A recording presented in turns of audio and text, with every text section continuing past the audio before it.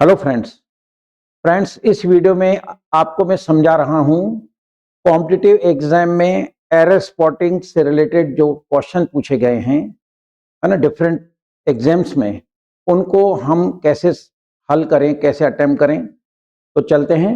देखिए, कुछ सेंटेंस आपके सामने हैं, हर सेंटेंस में एक आपको मिस्टेक ढूंढनी है, राइट। तो देखिए, पहला सेंटेंस है, Rohini prove to be the best dancer then Rani. Friends, सबसे पहली चीज तो यह है कि जो सेंटेंस है उसको आपको अच्छी तरह पढ़ना है, मन से, ध्यान से, राइट। ध्यान से पढ़ेंगे तो उसकी आपको मतलब सेंस समझ में आएगा, और इसके लिए आपको ट्रांसलेशन पे अच्छी पकड़ होनी चाहिए। तो देखिए, Rohini proved, past indefinite tense का सिंपल सेंटेंस है। रोहिणी ने साबित किया to be the best dancer then Rani, कि वो रानी से एक अच्छी ज्यादा डांसर है, रानी से ज्यादा अच्छी डांसर है। जब दो की तुलना करते हैं, it is competitive sentence, competitive degree कहलाती है। तो यहां पर आप देख रहे हैं ये देन आ रहा है, इस देन से बात पकड़ में आएगी कि ये बेस्ट हट के यहाँ पे बेटर होगा, राइट।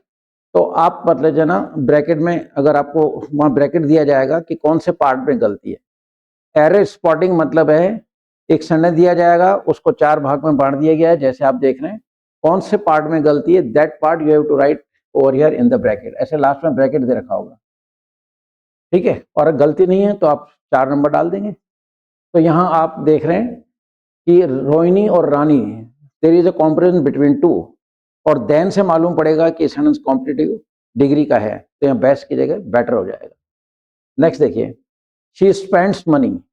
अब आपको टेंस का नॉलेज होना चाहिए, वह पैसा खर्च करती है, तो she would be very rich, है कि नहीं। जैसे कि वो बहुत बड़ी है ना। अब आप मैन को देख के यहाँ पे कहेंगे कि मतलब शी से सड़ने शुरू है, मैन मतलब, या मैन का मतलब मानव है, मर्द नहीं है, ठीक है। मैन इज मोर्टल, इस सेंटेंस में मैन नर नारी दोनों आते हैं। ये छोटी छोटी चीजें आपको कंफ्यूज करेंगी, इसलिए बहुत ध्यान से क्वेश्चन को पढ़ना है, राइट। तो वह पैसा खर्च करती है एज दो she would be very rich. Friends, ये आप ध्यान दें कि जब भी कभी एज दो आ जाता है तो उसके बाद वाले सेंटेंस के अंदर वर लगाया जाता है। यहाँ पे एज इफ भी आ सकता है। तो एज दो या एज इफ के बाद जो सेंटेंस आएगा वो हाइपोथेटिकल होता है, काल्पनिक होता है, तो वहां पे वर जो हेल्पिंग वर्ब है फिक्स है, राइट। कॉन्सेप्ट का क्लियर होना जरूरी है। नेक्स्ट चलते हैं। देखिए, if I would have spoken to my father, अगर मैं मेरे पापा से कह देता या बोलता, as you spoke to me, जैसा तुमने मेरे को कहा, अगर मैं पापा को ऐसा कैसा कह देता, ही वुड हैव बीटन मी, तो मुझे बुरी तरह से मारते। अब फ्रेंड्स, एक कंडीशनल सेंटेंस है, और ध्यान दें कि यहां वुड हैव की जगह हैड करना है आपको, राइट। मेरे कोर्स में कंडीशनल सेंटेंस में इसको नाम दे रखा है ताता वाला वाक्य। ताता मीन्स, इसकी हिंदी करोगे तो यदि के बाद दो वाक्य अगर आते हैं और दोनों के अंत में तय शब्द आता है, यदि तुम आते तो मैं स्वागत करता, आते में ते आ रहा है स्वागत करता, तो इफ वाला वाक्य हेड प्लस थर्ड फॉर्म होगा, और बिना इफ वाला वाक्य would have plus third form होगा। तो इफ वाले वाक्य में वुड हैव हट के हेड लगेगा। अगेन कॉन्सेप्ट का क्लियर होना जरूरी है। नेक्स्ट देखिए, both your hands are being dirty, तुम्हारे दोनों हाथ खराब हैं, so you must wash them, तुम्हें हाथ धो लेने चाहिए। यहाँ बीइंग का कोई रोल नहीं है, राइट, राइट। तो आंसर जो है आपका गलती का है सेकंड के अंदर। बस यहां से आपको बीइंग डिलीट करना है और कुछ नहीं करना है। नेक्स्ट देखते हैं। She said that the horse died at the night. Friends, अगर नाइट के पहले द लगता है तो इसका मतलब है कि कोई पर्टिकुलर नाइट हो गई, लेकिन यहाँ पे पर्टिकुलर नाइट को नहीं दर्शाया गया है, तो सेंस यूज करना जरूरी है। उसने कहा कि घोड़ा जो था वो मर गया रात को। रात कौन सी जो रोज होती है, पुरानी बात है, पता नहीं कौन सी, तो यहाँ पर्टिकुलर नाइट नहीं है, दैट्स वाई नाइट के पहले द नहीं आएगा। जो कॉमन नाइट होती है उसके पहले एट आता है, और पर्टिकुलर नाइट होगी तो फिर यहाँ पे एट की जगह इन आएगा। क्लियर। नेक्स्ट देखिए, the teacher told the boys that honesty was the best policy. Teacher ने लड़कों को कहा कि ईमानदारी एक अच्छी नीति थी नहीं, ईमानदारी तो आज भी है। तो यहाँ पे अपन वॉज हटा के इज कर देंगे, ठीक है। नेक्स्ट चलिए, she has fallen off with the boy she wanted to marry. कहता है जिस लड़के से वो शादी करना चाहती थी उससे उसका बिछोड़ा हो गया है, यानी अब वो उससे शादी नहीं कर पा रही है। तो फ्रेंड्स एक फ्रेज होता है फॉलन ऑफ, तो ये फॉलन ऑफ नहीं फॉलन आउट आएगा, ठीक है। अभी यहाँ पे फ्रेज की नॉलेज होना जरूरी है। नेक्स्ट देखते हैं, I am working on this job since last Monday. जब टाइम पीरियड से पहले सिंस या फॉर आ जाता है तो 99% वो परफेक्ट कॉन्टिन्यूस टेंस का सेंटेंस होता है।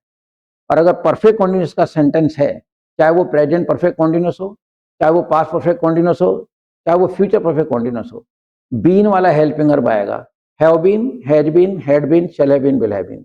अब सेंस यूज करना है हमको, तो देखिए ये कह रहा है एम, यानी कि प्रेजेंट में दे रहा है, तो आपको एम हटा के यहाँ करना है have been. I have been working on this job since last Monday.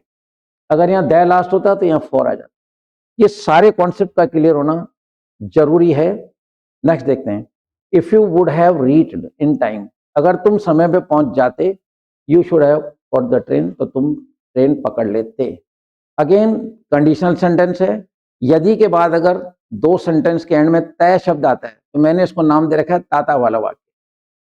तो इस वाक्य की जब आप इंग्लिश बनाएंगे या हिंदी बनाएंगे, इंग्लिश बनाते हैं या हिंदी बनाते हैं, तो इफ वाले वाक्य में हैड प्लस थर्ड फॉर्म आएगा, बिना इफ वाले में would have plus third form आएगा। तो आप देख रहे हैं ये इफ वाला वाक्य यहाँ का वुड हैव हट के हैड हो जाएगा। This is conditional sentence, okay. Last one is someone was knocking at the door when I was having bath. कोई दरवाजा खटखटा रहा था जब मैं नहा रहा था। नहाने के लिए हैव बात नहीं आता है, टेक बात आता है। इस हैविंग की जगह हमको टेकिंग करना पड़ेगा। फ्रेंड्स अब डिसाइड आपको करना है कि हम इंग्लिश से छुटकारा कैसे पाएं। मैं बिल्कुल कॉन्फिडेंटली कहूंगा कि आप मेरे फुल कोर्स की तरफ जाइए, राइट। अब मैं फुल कोर्स खरीदने के लिए नहीं कह रहा हूं। मेरे फुल कोर्स की तरफ जाने से पहले आप YouTube पे जाइए, मेरा जो फ्री कंटेंट है उसे देखें। आप 100% कॉन्फिडेंट होंगे कि इस मतलब जो है कोर्स के अंदर हमें सब कुछ मिल जाएगा। और आई प्रॉमिस कि मेरे कोर्स के अंदर, मेरा कोर्स करने से ये सारी चीज़ें उसमें कवर होती हैं और आपको इंग्लिश से छुटकारा मिल जाएगा। जय हिंद।